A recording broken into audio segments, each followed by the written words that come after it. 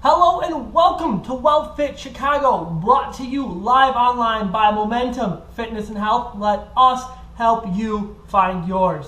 My name is Jason Venkis. I am the founder of Momentum Fitness and Health. I am a board-certified holistic health coach, certified personal trainer, and fitness nutrition specialist. You have answers about fitness and nutrition and overall health, and we provide you with the answers.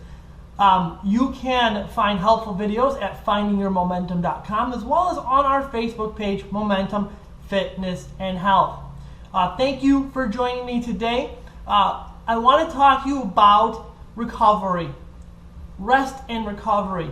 I want to talk to you about the differences between rest and recovery. And I want to talk to you about what modalities you can use and how you can be a better you, because you've been working out hard for 2 months now.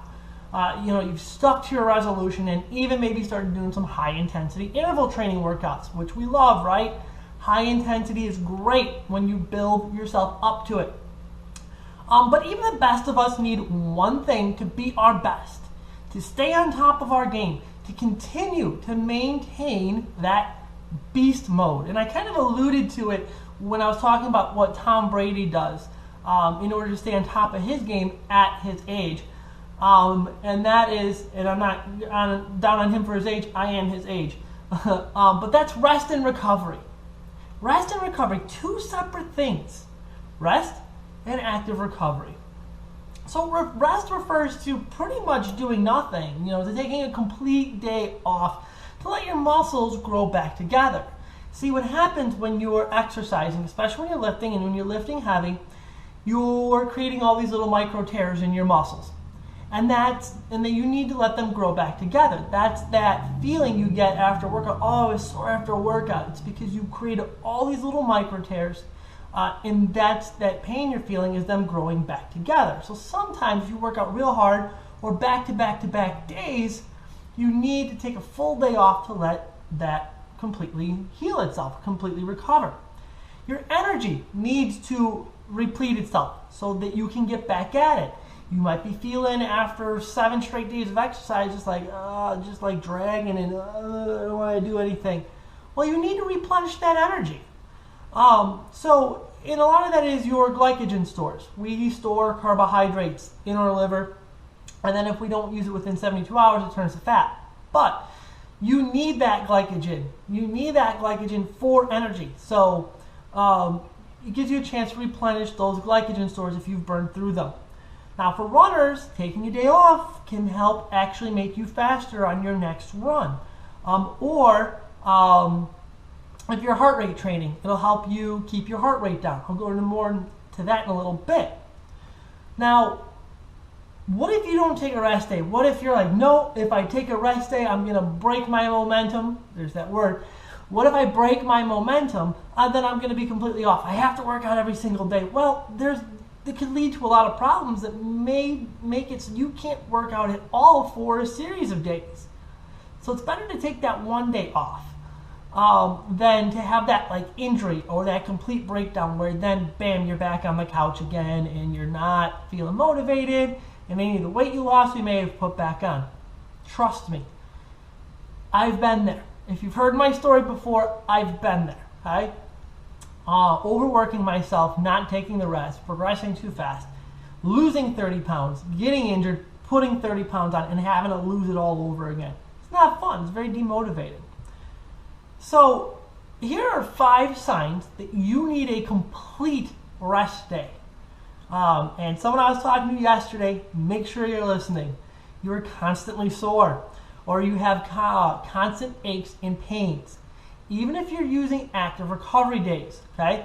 Which again, we're going to talk more about active recovery in a little bit. But if you're sore all the time, you need to take a full day off. It's okay to take the full day off. You're constantly tired and or crabby. Your heart rate is abnormal, okay? Let's say you're doing heart rate training. Let's say you're running and you're doing heart rate training, okay? And you just, for some reason on a run, can't seem to get your heart rate down. Can't get your heart rate down. This just happened to me. I'm like, all right, I'm going to run 5 times a week. Well, between job and kid and everything else, trying to train for a half marathon, cramming 5 runs in a week was too much for me. So I was trying to do that, and my heart rate, because I'm heart rate training, I'm trying to keep it at a certain level, would not stay down. It was abnormally high. Okay? So if your heart rate is abnormal, like way too high, it means you need a full day off. You're stiff all the time. That kind of goes hand in hand with the pain and the soreness and all that. Hard to move. One thing you may not realize is your urine is dark yellow. Now that can mean a few things, but mostly it means that you're dehydrated.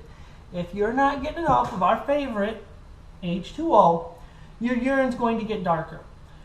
When you're exercising, you are burning off, or you're depleting yourself of a lot of water. You're depleting yourself of a lot of water. And you need to put that water back into your system. So take the day off to rest and get some fluids and expend less of those fluids. So that's overall rest. That's for you to take a full day off of doing nothing. No exercise, nothing. I know, it's tough. Now, if you're using active recovery, you may not have to take as many full days off. See, now active recovery can mean anything from stretching to foam rolling to yoga or a game of golf or any other leisure activity. And of course, massage is a form of active recovery as well. So let's take a look at a few of those modalities that I just mentioned. Foam rolling. Okay. Using a foam roll, here's one. This is a short one, they come longer. Basically what this does is it helps work knots out in your body. Now we know that we get knots in our shoulders and stuff like that, but we get knots all over our body. We get them in our legs, we get them in our hips, the insides of our legs, and even in our glutes. So foam rolling is one way, or using a foam roll is one way to work on those muscles. What it does is it's a form of self-myofascial release in that it pushes on those knots, and especially those stubborn ones, gets the tendon to override the muscle, gets the muscle to relax. Now, I showed you this black one here. There's also blue ones that are different. This one's a little bit softer, so there are different things that are softer. In addition to foam rolling, you can use things, off camera for a second there, like a Theracane. Now, you don't have to go, these can be as much as 30 bucks. I got this for $6 at TJ Maxx. And you could use this even to work in on some of those knots on your body as well. Getting into that piriformis, you can use things like tennis balls, lacrosse balls, and really roll out different areas of your body that are getting tight. And this is kind of an exaggerated one, but here's a tennis ball. You could use this on your chest, you lay on it, or you could sit on the side and it'll work into your glutes and into your piriformis. Gonna help loosen up those muscles. You can also use things like the stick, or like this thing, another thing from like TJ Maxx that was like $5. I wish I could find more of these that you could use to roll certain areas of the body. You can roll your legs with them, but I really like it to roll a tighter, stiff neck. Real good if you have a desk job. So that's going to help you loosen up those knots in your body. All right, and that's going to help you from being too tight. Now, you can also use yoga. Now, all right, so let me go back to foam rolling. When should you foam roll? Honestly, you could foam roll as just a workout by itself. We do offer that sometimes with our office hour workouts, where it's just foam rolling and stretching. But you can also, it's also good to foam roll and use self-myofascial release after a workout. So just kind of a continuous thing. If you've ever worked anywhere like a warehouse, they tell you to clean as you go. Well, stretch as you go. It's good to continuously do this. And just because you're not sore doesn't mean you shouldn't foam roll or you shouldn't stretch. Okay? You need to continue to do that to stay healthy, right? So those are the benefits of foam rolling. So yoga is another thing. And yoga should be used as a workout on its own, to be honest with you. I mean, you can combine it if you want to do a run first and then yoga after, or a little bit of light lifting and then yoga after. But yoga is great because it is a series of stretching.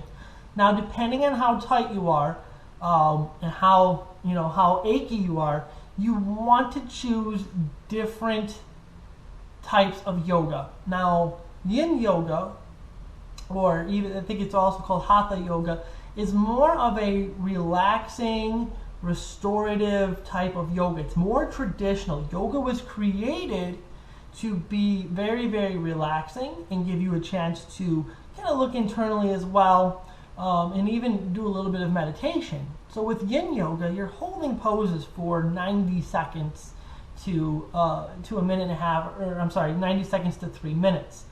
And they're all poses that are on the floor. You're not balancing on your head, you're not balancing on one leg and stuff like that. A lot of that stuff is an American invention to take yoga and turn it from something relaxing into a workout.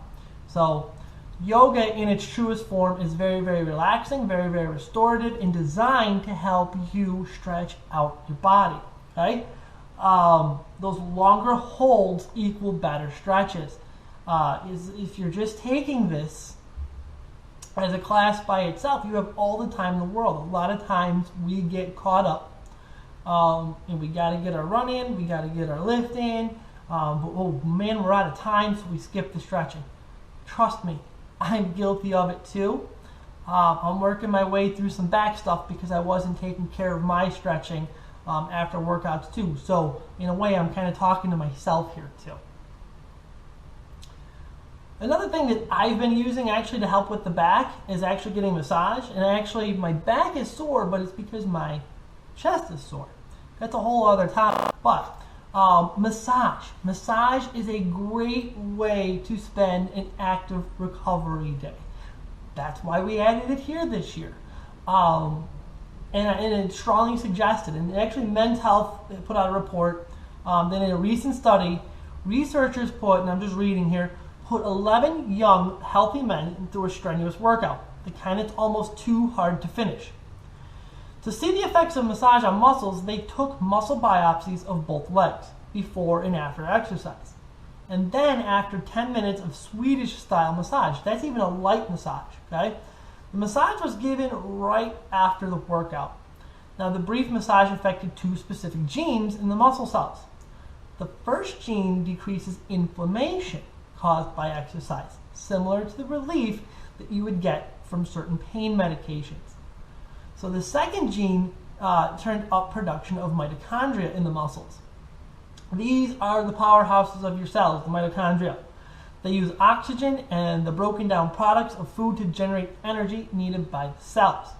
So as muscle cells become more adapted to endurance exercise, the number of mitochondria increases.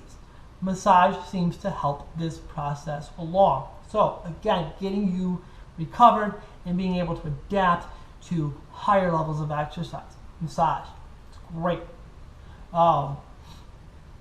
So again, another way to obtain some active recovery. How about just taking a walk or a light run? This can help to burn off lactic acid that's created while we're working out. We perform strenuous exercise. We breathe faster and take in more oxygen. Some exercise situations require energy production faster than our bodies can deliver oxygen. So the working muscles now produce energy anaerobically or without oxygen. Now the body now uses glycogen and glycogen for energy. That's glycogen stores in our liver and converts that to pyruvate. When the body is oxygen deficient, and then converts it to lactate, or most commonly known as lactic acid. Now, a side effect of high lactate is muscle acidity, and this slows down many processes, including how fast the muscles work. So ice or heat, massage again, or a light run can help burn that lactic acid. And now, contrary to popular belief, muscle soreness is not lactic acid buildup. So try foam rolling or stretching for your muscle soreness. If it persists and it's extremely painful to sharp pain as opposed to a dull, achy kind of pain, then see a doctor, physical therapist, or corrective exercise specialist. So how and when do you use active recovery? I kind of mentioned it already, but it can be right after a workout or on a day all by itself. Some days I like getting up on a day where I don't have any runs or lifting planned, and I like to stretch as well as foam roll, and that's all I do that day. Now, many sports teams actually have soft tissue days I believe the Green Bay Packers have this, the Philadelphia Eagles have it, and probably the Kansas City Chiefs now, because it was kind of an Andy Reid thing. He's the coach over there now. So these soft tissue days are days in which the team either rests, gets massages, ice bath, hot tubs, whatever they need, and yoga. Now these teams tend to, the Packers did have some injuries last year, but these teams tend to see less non-contact injuries. Obviously, this modality is not practiced by the Bears or the Bulls. So make sure you get your rest, your active rest, your water, and healthy recovery foods. Actually, I didn't even talk about foods. During your recovery time, make sure you're eating healthy, whole, unprocessed foods. That's going to help your body do what it does naturally, restore itself. Your body is always fighting for homeostasis. Homeostasis is that 100% well-being. Your body's always fighting for that. When we put good things in it, it's going to make it easier for our body to achieve that homeostasis, to achieve that 100% well-being. Your body is like a machine, and you have to put good fuel in it for it to perform at its best. So do these things, and it's going to help you maintain your momentum. Now join me next week at the same time, and I'm going to tell you more about one of the fastest growing nutritional paths. Now I'm not talking about a fad.